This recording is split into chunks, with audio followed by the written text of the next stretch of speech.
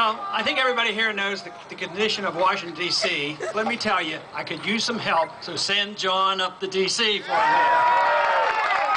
Now, not only would that be a victory and a pleasure for me to work with John in the Congress, but, you know, if he wins, I think a lot of people are going to notice, not in San Francisco, but the whole country, the whole world will hear about this. So let's hope things go well for him this fall. Yeah!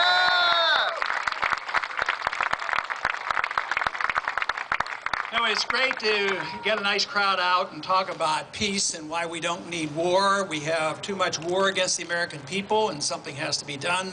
War is not a good idea, it's a bad idea. It was a couple years ago, probably in 07 or 08, I was asked on national television about the technique of, they knew I wanted to bring the troops home. They said, but how would you do this? It's so complicated. What would you do? So my solution was, we just marched in, we can just march out.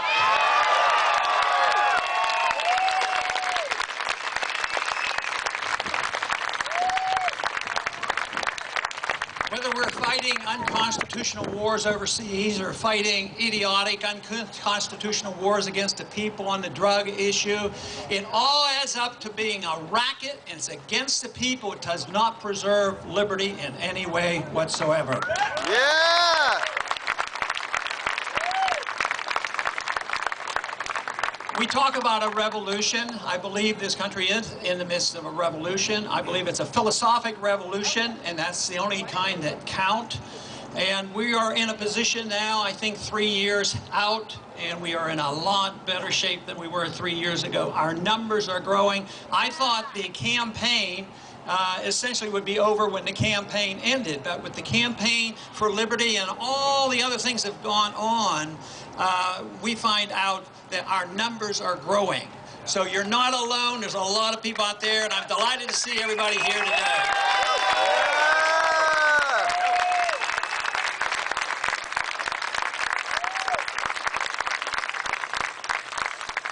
I'd like to talk a little bit about the state of the Republic. The state of the Republic, if you're in Washington, D.C., and you look at what's happening, and if you look at what Washington, D.C. is doing to you and your friends and your neighbors and family, I would say that it looks like the Republic's in bad shape.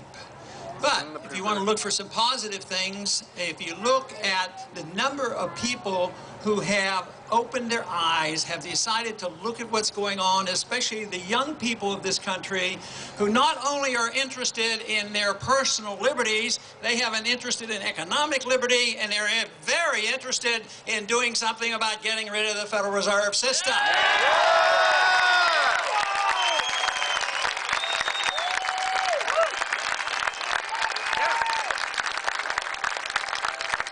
So the revolution is alive and well and growing. There are a few questions that comes up about the revolution. Sometimes people join the revolution just because they know where the momentum is. And sometimes they want to be in charge of the revolution and pass out the same pablum that's been passed out before.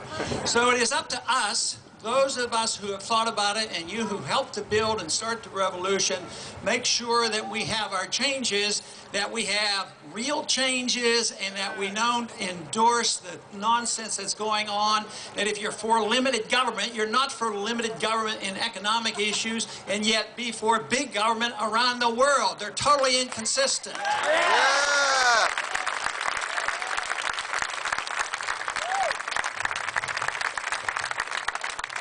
We have to face up now with wars overseas, the wars against the people, wars on drugs, wars on drugs, and the whole bit. It's endless, and it's always a threat to our liberty and confiscates what is happening. You know, the whole problem, I think, so often is language. Because I have never heard of a congresswoman or a congressman go to their district and say, you know what? I really believe in big government. I really believe in raising your taxes. I really believe in printing money endlessly so we have inflation. They never do that. Most candidates go and they talk our language. And it can be a little bit annoying because sometimes they're believed. But Our job is to make sure that we know what they really have done in the past and what they really believe, because words aren't worth much if they don't stand behind them, and I think that is our job. Yeah!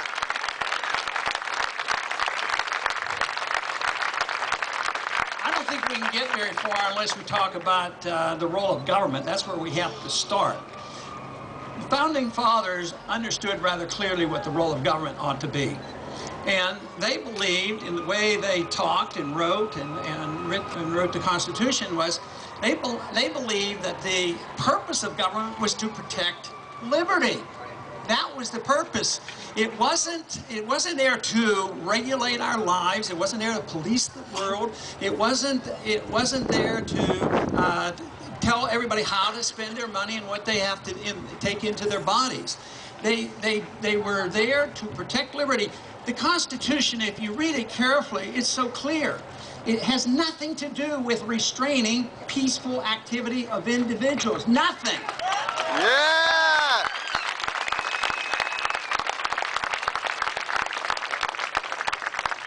It's essentially a document written for the purpose of limiting the government. Yeah! That is what it's for. And then the little bit of government they were conceding to, they were advising, and they wrote down where this power of government, the authority of government, would be.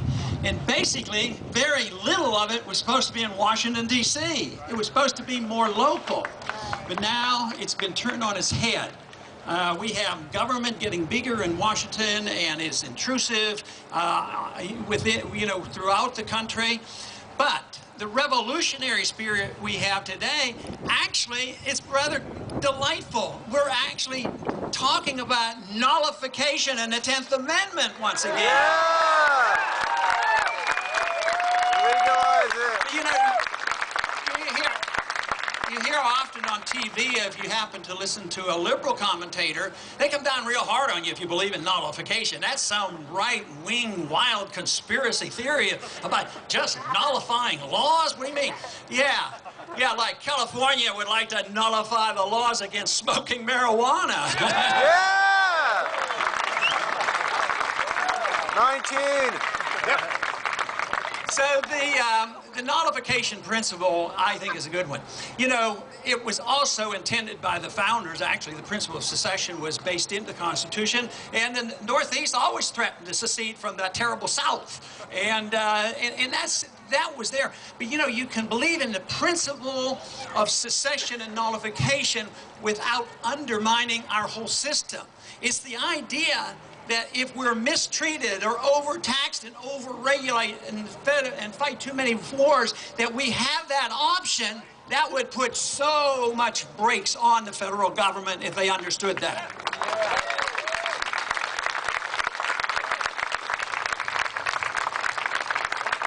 I have in the past talked a lot about foreign policy. I want to talk about that a little bit because, very simply, I believe in a non-interventionist foreign policy. Mind our own business. Yeah!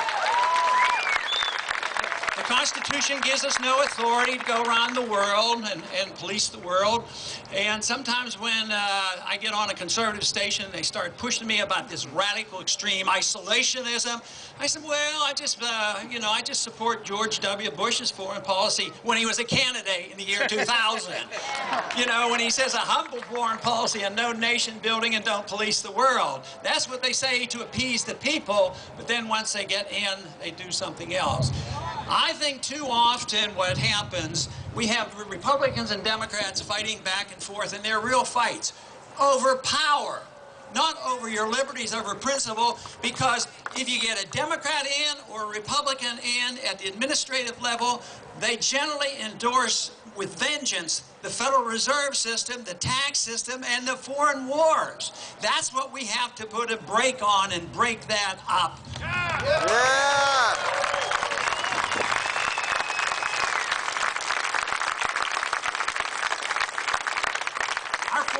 policy today has led us to having 13,000 special ops individuals around the country because we have a world war. It's global. It's a global war on terrorism. And they're always saying, you know, the Taliban did this, the Taliban did this. And, of course, it isn't the Taliban that, you know, came here in 9/11, so it's just an excuse to go. But we have 13,000 special ops. You know what their main job is? Assassination. I mean, this is despicable of what is happening. And not only that, these individuals go out and they do target individuals. And they shoot them and they kill them because they're leaders. They're leaders of the Taliban. You know, the Taliban was the Mujahideen in the 1980s, and we were allies, and bin Laden was on our side at that time. But now we're targeting them and shoot them. Then they wonder why they hate us. They say they hate us for our freedoms and our prosperity. That is not believable.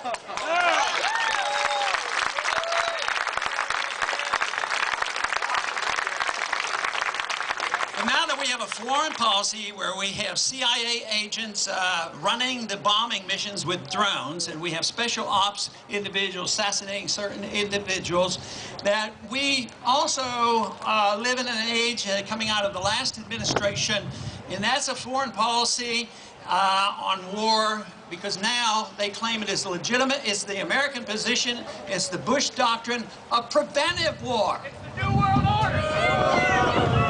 Preventive war doesn't sound quite as bad as aggression, but it is aggression when you go and start wars and start killing people because you don't like somebody. Right. And then tell the American people, of course, oh, we're doing this because we're protecting you. Bullshit. But I think what is happening, not only with our group and in the Campaign for Liberty, but across the board, I think the people, the healthy thing about the Tea Party movement is it isn't that it's monolithic and everybody agrees on everything, except for one thing. They don't trust the government anymore, and they want something much different than what we're getting today from Washington. Yeah!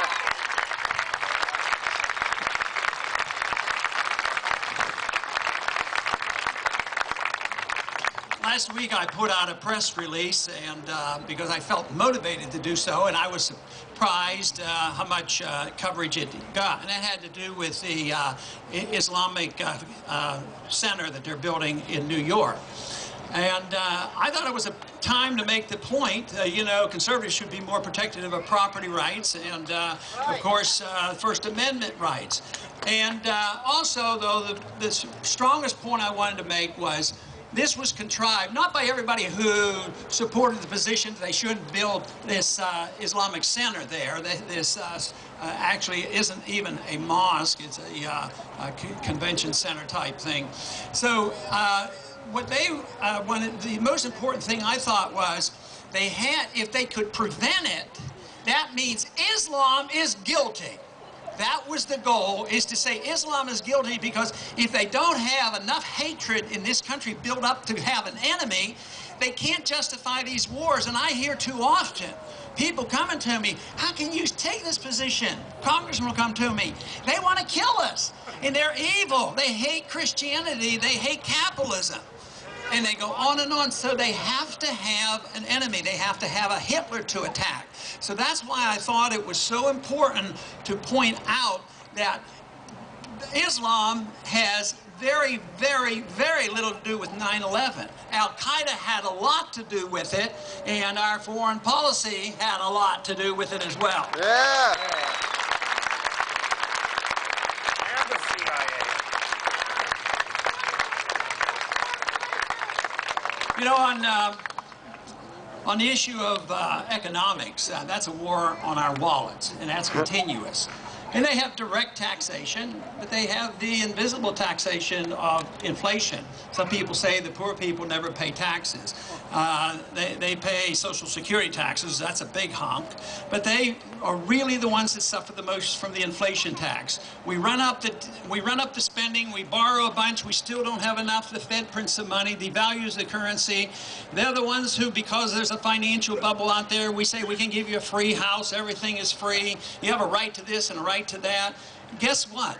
It's all artificial. It's all based on debt. It's all a fallacy. And when the bubble bursts, who gets hurt? It's the poor people that they pretended they wanted to help. It doesn't help at all. But who gets bailed out? Republican or Democratic administration. The rich get bailed out. The military-industrial complex. The bankers get bailed out.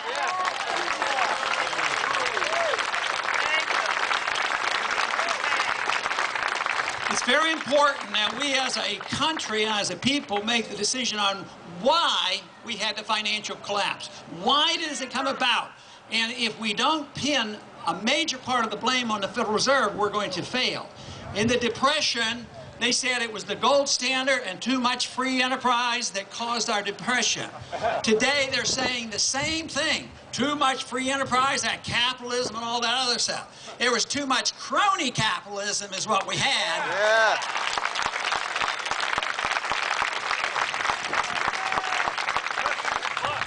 You know, we're going back to Congress, not this next week, but the following week, and I'm sure they're going to spend some more money. We were off the month of August, but we had to go back.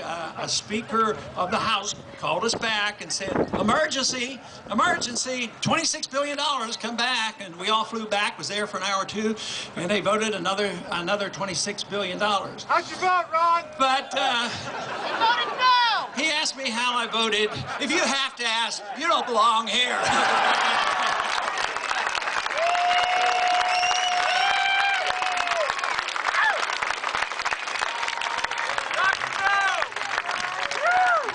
The bailout and the spending is bipartisan. Everybody knows that.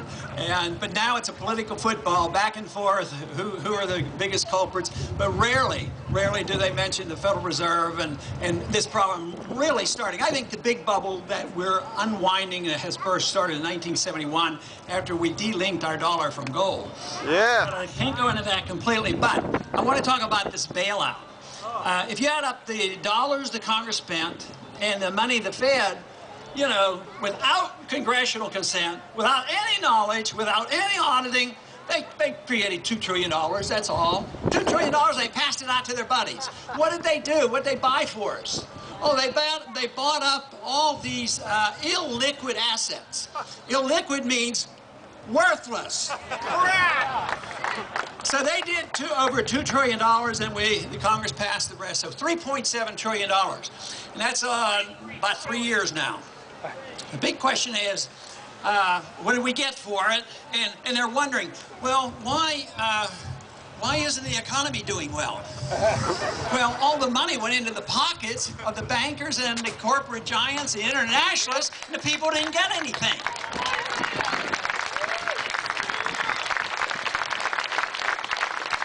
Now, you'd think it would give a little boost since they decided they're worrying about a double dip. Don't worry about a double dip. We're in one big dip and it's straight down. Just because they can give you a government statistic where they're pretending the economy's improving, they said, oh, the GDP went up a little bit. Well, of course, you know, GDP, if they spend more money on the military, the GDP goes up. But how do you benefit if they build a helicopter, send it overseas, and it gets blown up? I mean, it doesn't raise your standard of living. But even in spite of this, with $3.7 trillion, in nominal terms, the GDP went up $100 billion. That's very, very small.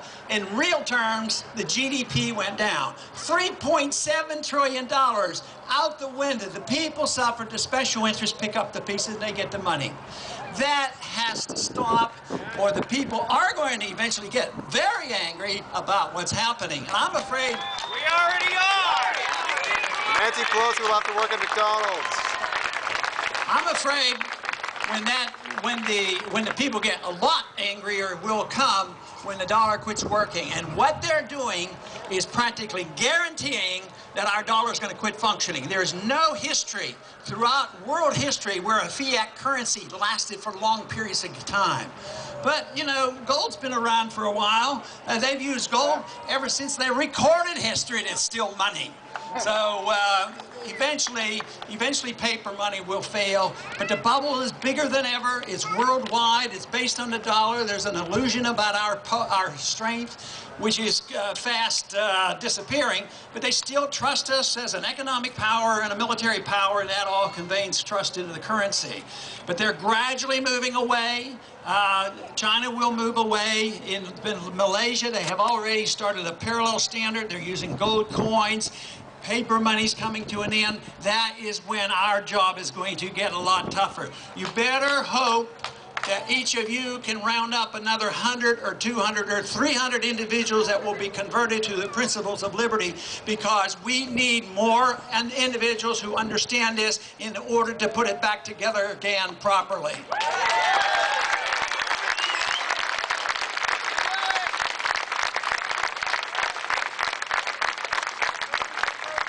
I claim the bubble started in 1971, and it tried to deflate many times, and they were able to print money and spend money and sort of reinflating it. Just look at it like the bubble had a little hole in it. If you pumped hard enough, you could keep it inflated.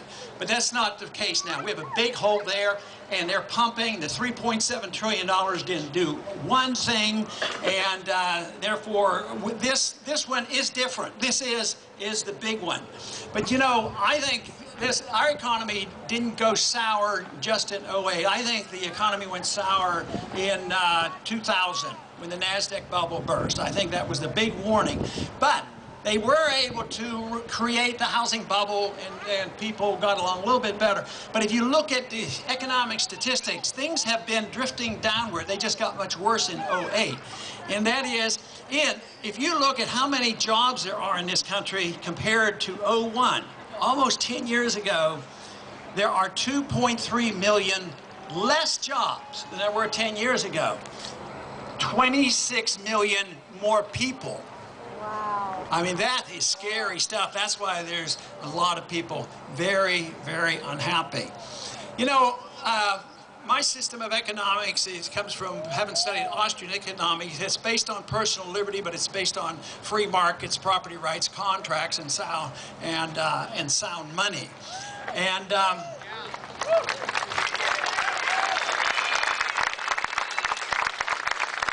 of course, we would have very, very few taxes under those conditions.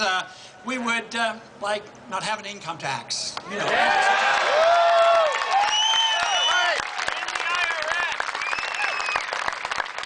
But, you know, on a few times on the TV, they'll say, well, that sounds good, but what are you going to replace it with? How about nothing? We don't need to replace it unless you think the government should run the welfare state and the warfare state. You know, if that's what you want, you would have to continue to do that. But you know, there's one concession, if you want to call it that. If we had the chance to work the transition, which I don't think is going to happen, from my experience in Washington, they're going to keep marching on. We'll go up next week there and spend more money, and the debt's going to go up higher. So I don't think we're going to, even after the election, we'll have enough people, because the correction is quite painful. It's like getting somebody off drugs. Politicians much rather give you another shot and another drink in order not to watch you have the symptoms. So that is probably, you know, what's going to happen. But eventually, though, we will have to stop it. Now, I have a suggestion on if you wanted to do something even before we get rid of the income tax in order to get their attention. If we could pass one law in Washington, well, I have a couple I would pass, but I have three I would like to pass. And they're all only one page. You know, like get rid of the Fed.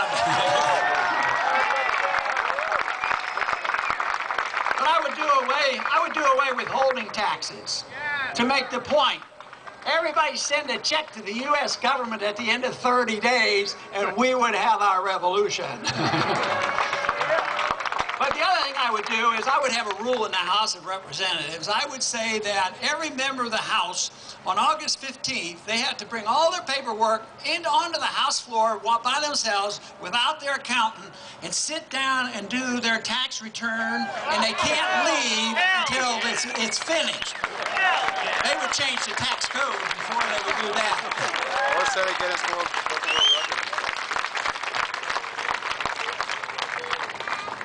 The marketplace certainly is under attack. There's one question, though, that I'm asked quite frequently, or I've heard others ask, and I've been asked a few times, that annoys me to no end. And there may be some of you that will disagree with me on this, but I think it's an important point. And that is, if they want to give you a tax cut, let's say we want to lower your taxes by 10%. Those who believe in big government and those who believe they own you, they'll say, who's going to pay for it? Yeah. Now, why does somebody have to pay for you being allowed to keep what you earn? Yeah. I was just, that annoys me so much. I got to thinking, can you imagine what it would have been like if the founders were sitting around writing the Constitution? They say, well, okay, we have these farmers out there, and they're raising tobacco and corn, and we're going to allow them to keep 100% of what they raise. What do we have to do? We have to figure out how we're going to pay for that, to allow them to keep that. So the whole thing is, if you have a free society and limited government and balanced budgets, you don't pay for tax cuts. Now, if you want to do something about it, you know, if you want to cut the taxes, and you don't want to massively expand the deficit, what you do is you cut spending. Yeah. Now, the type of thing that I would work with those on that disagree with me on the economics would be that I would cut overseas. We're spending $1 trillion a year on our military, and I think what we should do, if we work deliberately, start cutting overseas. It's easier to cut there, but to come and say, well, the first thing we're going to cut is child health care. You know, that makes a lot of sense politically. And you might even believe that, of course, the medical system is getting worse because the government's too involved, and it's going to get a lot worse. But there could be transitions. Unfortunately, though, I think this whole thing is going to come unglued, and then we all suffer because you won't be able to buy medical care if your dollar doesn't work. But you know, let me talk a minute or two about the drug war. I think everybody knows where I stand on that.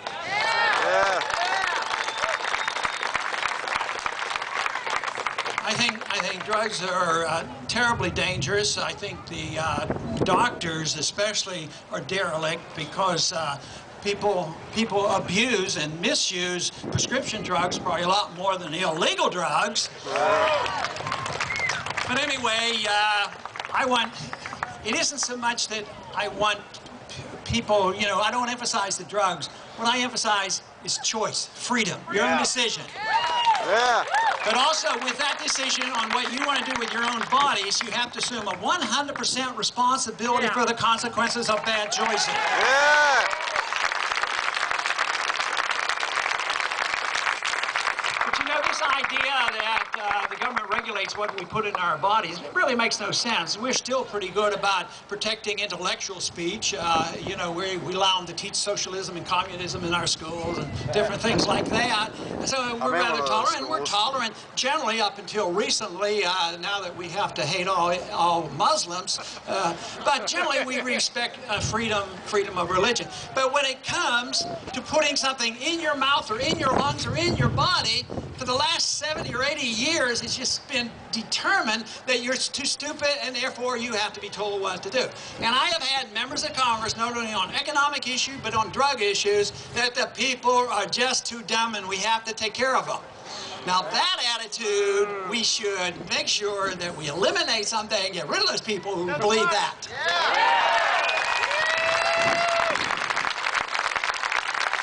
But, you know, the Food and Drug Administration, some people mean well in the Food and Drug Administration. They believe they're going to protect us, but they also protect the big drug companies.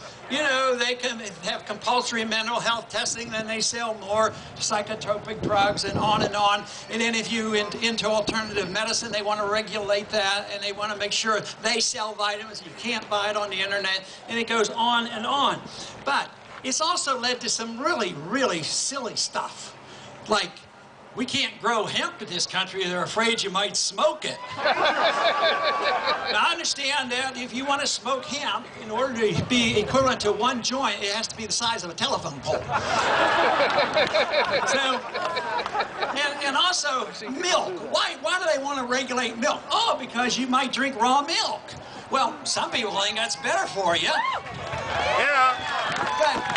But why is it assumed that you're not allowed to make your own decision and the federal government has to come in and regulate it? What we need in this country is a much greater determination that what we demand is we demand that we legalize freedom.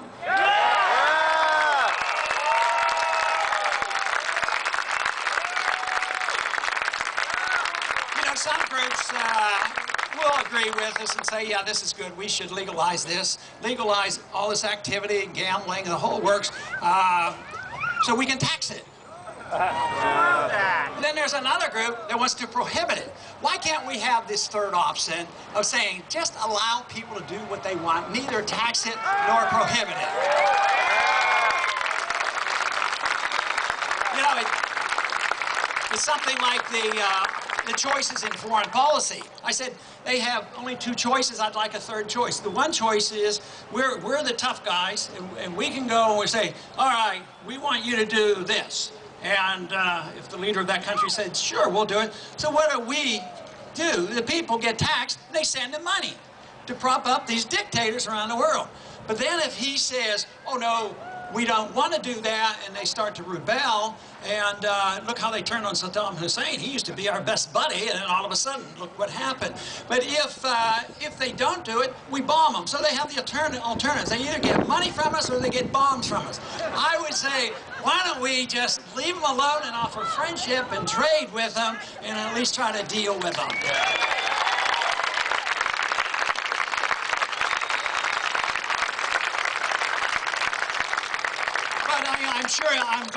I'm sure you'll be glad to know that Congress is very much against people lying. Did you know that? They don't want you to tell lies. The greatest crime in Washington is lying to the government.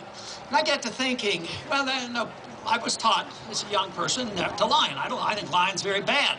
And you know, in a free market, you're not to lie either. That's fraud, and you should be punished for that. But in Washington, they do things they shouldn't be doing. And then the whole issue comes to be on whether or not they've lied. And I think of Roger and Clemens. Now, what in the world would the founders of this country think that the members of Congress called hearings, puts a guy under oath, finds out what he takes into his body playing some sport? I mean, we have no authority over that. Now, it might not be a bad idea to have rules against it. And if we have a professional baseball player or football player here, you should participate, sign your contract. I'm not going to use drugs. They should have the right to enforce it. You should suffer the consequence. But for Congress to come and say, you didn't do this, you broke the law, you just lied to us, and now you're going to jail. Then you wonder about, has government ever lied to us? Hell yeah. Never. What should we do with them? Throw them out. Make them get jobs at McDonald's. But then if somebody wants to tell the truth in government, like, what's his name? Bradley Manning, the private. He says, you've been told lies about Afghanistan, and here I want to reveal this, and I'm going to release this information. Technically, he's breaking those rules, but maybe he's following a moral code. Maybe he's following the Constitution. Who knows? So we're going to put him in jail as well, and yet the people, and there were quite a few, and they weren't all in one party, that lied us into Iraq and lied us into Afghanistan and keeps the lie going, and keeps the lie going that the war has just ended in Iraq, or practically an end. Now, you know, we should revise that code that we have in the Coinage Act of 1792. The founders didn't like counterfeiters. I mean, they didn't have many laws, federal laws, but one was don't counterfeit the currency or a public document, so they didn't want counterfeit money. So, but they put the penalty as death if you counterfeited the money. Now, if we revived that, the Fed would be in big trouble.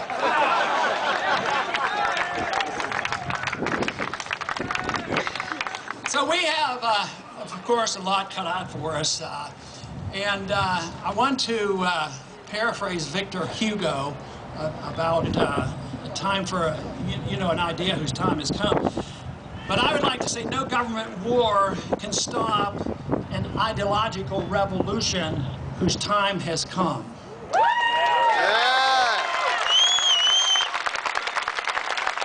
So all these wars on us, the wars on our liberty, the wars on our economic well-being, the wars overseas, but now we have an ideological revolution coming. And we have reason to be hopeful. Our country is a lot better off than some of the other countries that have gone through this. Certainly our history is a lot better than the Soviet system and the Russian history.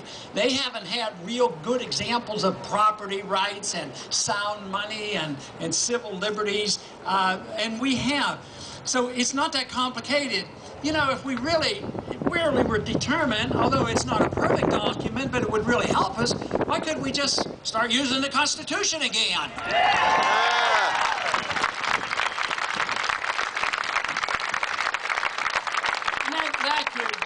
That could be very helpful. So there's a lot that we can do, and I'm really more optimistic now than I had been.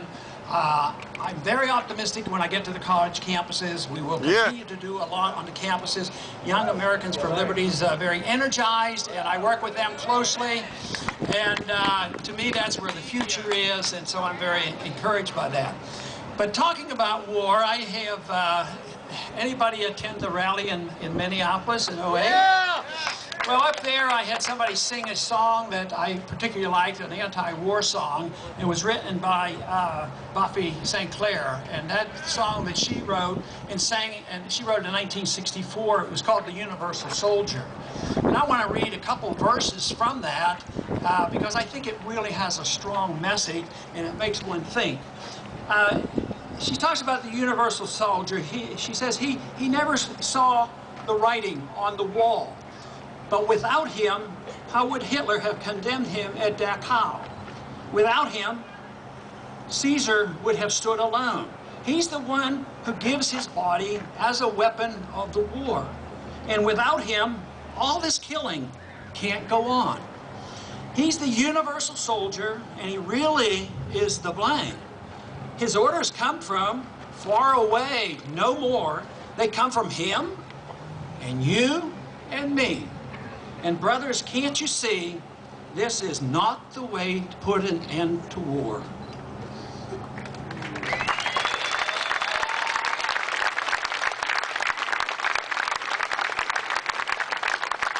Now, one year later, the only part about that bothered me a little bit, obviously I like it, is putting, the blame on the soldier. Because I was in the military, I was drafted, I was through medical school, but I was drafted during the Cuban crisis, and I did not have the same firm convictions, nor could I defend my convictions at that time, and I was still in a learning mode. So to put all the pressure on the soldier is pretty tough, although some are sophisticated and understand it. But she also pointed out that it's not just the soldier, he has responsibility, but ultimately it's you and me. We all have the responsibility, and of course we know the Constitution is very clear. We wouldn't be in these wars if we forced the Congress to declare the wars. Now there's 1 year later, Phil Oakes wrote a song that you may have heard. The name of the song is I Ain't Marching Anymore. And a couple verses there. He says, for I flew the final mission in the Japanese skies, set off the mighty mushroom roar. When I saw the cities burning, I knew that I was learning that I ain't a-marching anymore. Now the labor leader is screaming when they close the missile plants. United Fruit screams at the Cuban shore. Call it peace, or call it treason, call it love, or call it reason, but I ain't marching anymore.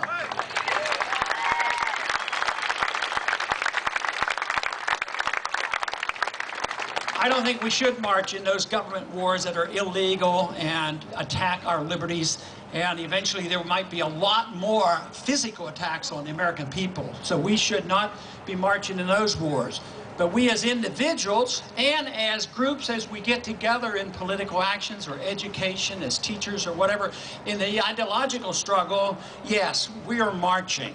And our marching is getting stronger, and those who are marching are getting much more numerous. So that is what encourages me so much, because I am firmly convinced that the principles of liberty are the most important thing that we can do. You say, oh no, my religious values are, my intellectual values. No, liberty is key, because it is under liberty that we're allowed to promote our excellence and virtue. That's what life should be all about, in my viewpoint. And what we have allowed our government to do is to take over that moral responsibility of making us better people, or making the economy fair, or telling other people around the world that they should be like us and have a democracy. So we're making these assumptions. Every time the government assumes responsibility to be a nanny or an instructor to tell us how to live and what to do, no matter what the motivation is, they can't do it without undermining liberty. That's right.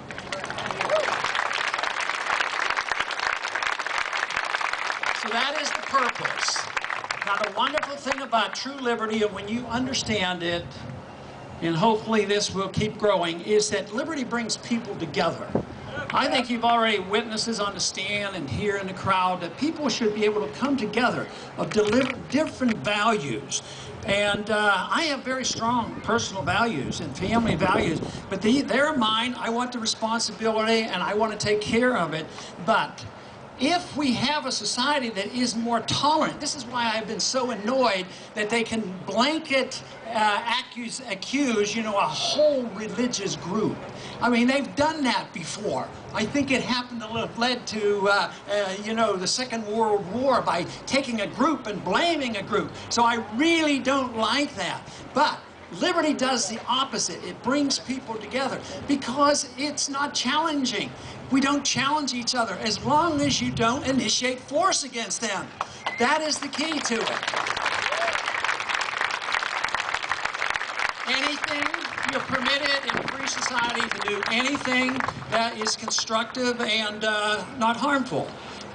If it's harmful to you, one thing that we do in this country is we say that we have to, the government says, we have to protect you from yourself. That is very, very dangerous. What we want to do is protect the people from the government.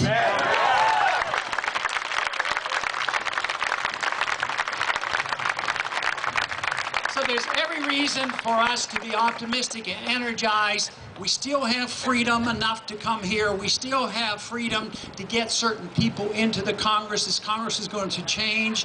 And this to me, as long as that's available, I feel compelled to be involved. Even though I keep thinking and wondering, when does that time come where this isn't working? There was a period of time when the Gestapo came for some, that it was the most important thing that you were a good liar. And we're not there, but it's conceivable if we have a breakdown of society, which can happen when the economy breaks down or the currency breaks down. Then we'll have to make tougher decisions. But in the meantime, we have to continue with this momentum and energize new generation that's interested in this. And this understanding of what made America great, this freedom, is to me so important. I want to close by making one point that I believe 100 years ago, what happened was they took freedom and chopped it into pieces. One group says, oh, we defend personal liberties and we know what First Amendment means. And somebody else said, yeah, and we know what the free market means. They're one and the same. Freedom of the individual means you have a right to your life, your property, and the fruits of your labor. Thank you for coming.